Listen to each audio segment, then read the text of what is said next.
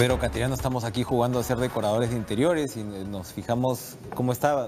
¿Qué tal? Pedro, Buenas gracias noches. por estar con nosotros. ¿Reparaba usted en esta foto que ha publicado Alan García con los compañeros y le llama la atención la austeridad de la No, decoración? ya se están preparando para la persecución política. No hay un florero, un cenicero, una foto, no hay una alfombra, nada. Calatita la casa preparándose para la incautación y para las tropas que le mandará el presidente Vizcarra. ¿Ah? Esa es la situación del perseguido, del ex perseguido Pero usted político. no podrá negar que en medio de estas circunstancias refuerza su perfil Pedro Cateriano de autor internacional. Porque yo le recordaba que su editorial tuvo una reacción muy rápida y chan. Yo quiero comentar lo que dijo, creo que es Rodolfo Nin, el canciller, ayer. Esto no está en el comunicado del gobierno de Uruguay, pero sí lo leyó ayer. ¿Qué dijo? El gobierno de Uruguay ha considerado que las investigaciones judiciales contra el expresidente Alan García no constituyen persecución política, tratándose de imputaciones vinculadas mayoritariamente a hechos económicos y administrativos desarrollados durante sus dos gestiones como presidente constitucional de la República del Perú.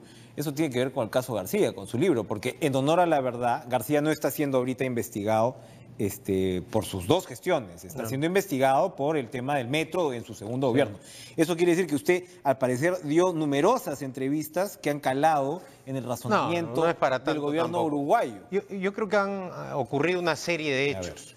El pronunciamiento del presidente de la Cámara de Representantes del Uruguay, parlamentarios del propio Frente Amplio de Uruguay, que es la alianza de gobierno del presidente Tabaré Vázquez, los editoriales de los principales medios de comunicación. Había una corriente de opinión ya que la ciudadanía uruguaya mayoritariamente no le creía a Alan García, es decir, tenían claro que no era un perseguido político. Y este es un factor que también tiene que haber evaluado el presidente Tabaré Vázquez. Pero de su impresión, Pedro, al principio sí parecía más o menos seguro el indulto, o sea, hubo una previa en la que el expresidente García... El asilo, no el indulto. Perdón, estoy mezclando últimamente asilos e indultos, pero yo voy a terminar en el asilo, este paso.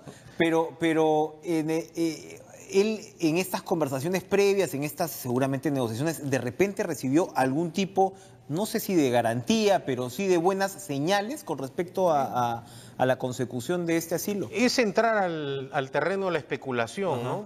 Pero al inicio dio la impresión que sí le iban a conceder el asilo, sobre todo porque los medios adictos al expresidente García presentaron esto como una gran jugada de ajedrez político, otra vez este zorro, este genio, y en realidad lo que ha quedado en claro es que estaba en un estado de pánico García, huyó a la Embajada de Uruguay para intentar protegerse, porque se asustó con la información que se divulgó sobre la posibilidad de que Jorge Cuba, su ex viceministro, se iba a acoger a la colaboración eficaz, algo que no se concretó, inclusive en la conferencia de prensa, sin ninguna prueba, agravió al fiscal José Domingo Pérez, señalando que estaba por medios ilícitos tratando de manipular testimonios para comprometerlo, pero en realidad lo que queda acreditado una vez más es el poco valor que tiene la palabra de Alan García, ¿no? Y al final es el mismo García de siempre. Intentó ahora replicar la figura del asilo para protegerse, evadir la acción de la justicia, y no es como ha sostenido ayer. Pero considera Pedro Cateriano que no es la situación del 92. No, es notoriamente diferente. El 5 de abril del 92 hubo un rompimiento del orden constitucional. Efectivamente, ahora no hay un gobierno autoritario, mucho menos una dictadura.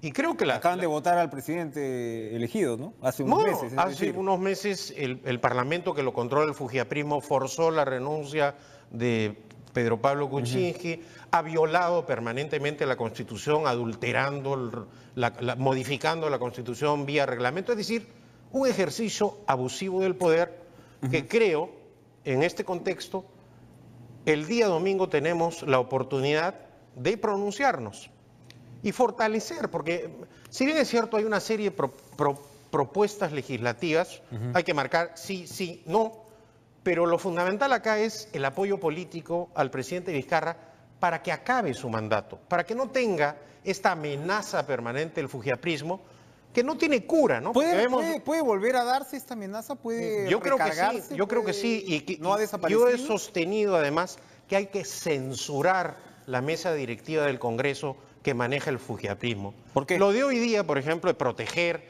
al congresista Donaire, a Yesenia Ponce, es decir, a todo este grupo que ya no son sujetos de críticas periodísticas o de venganza política, no.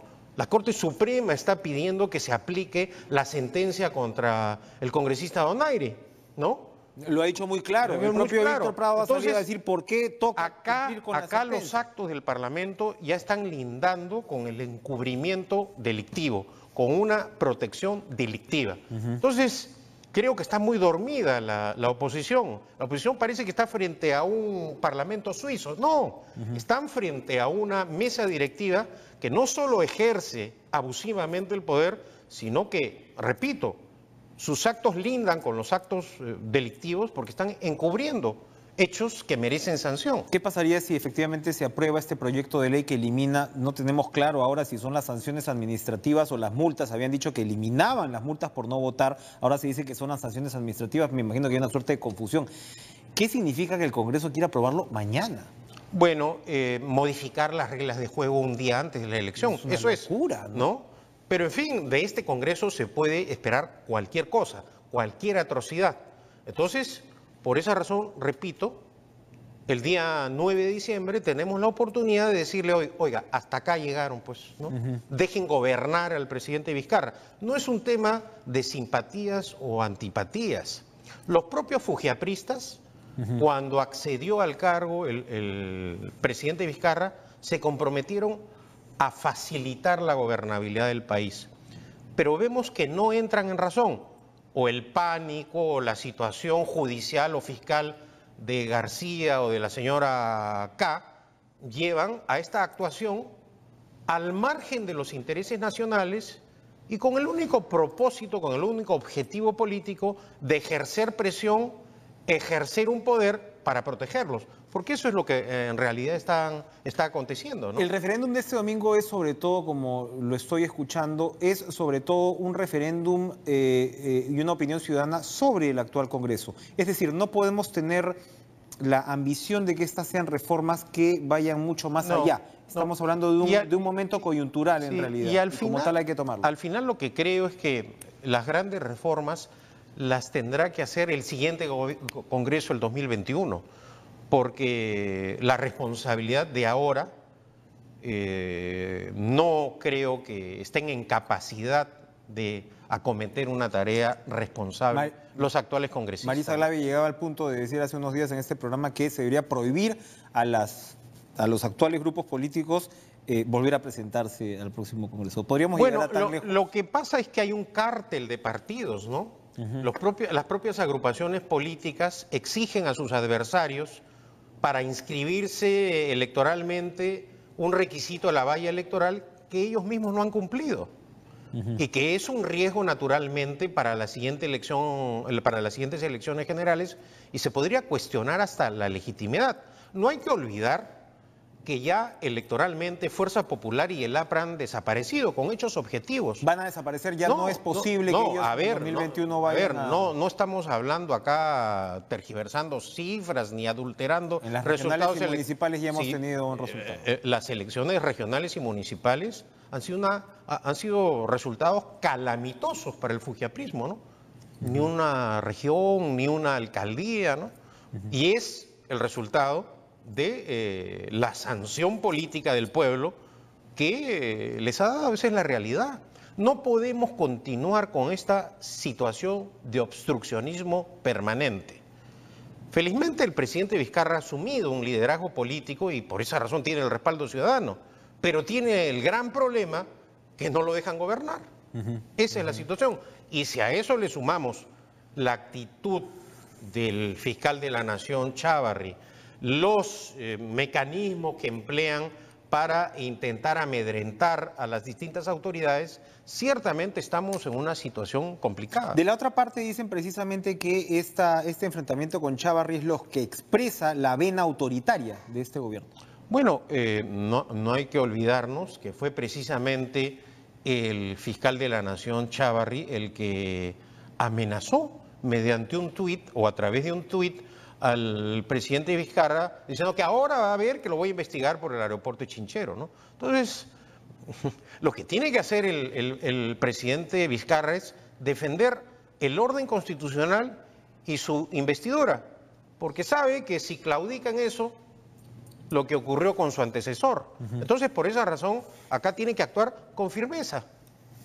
No hay otra salida, lamentablemente, ¿no? Sin segundos que nos quedan, sin intención de masajear su ego, Pedro Cateriano. ¿Qué piensa cuando dicen, ahorita lo que Vizcarra necesita es un premier como Cateriano? No, eso no es... No Cateriano, es digamos, pero contexto, como ¿no? Cateriano. Habría que cambiar el tono político del gabinete. Es una decisión del presidente de la República, ¿no? En este momento lo importante es respaldarlo el día del referéndum.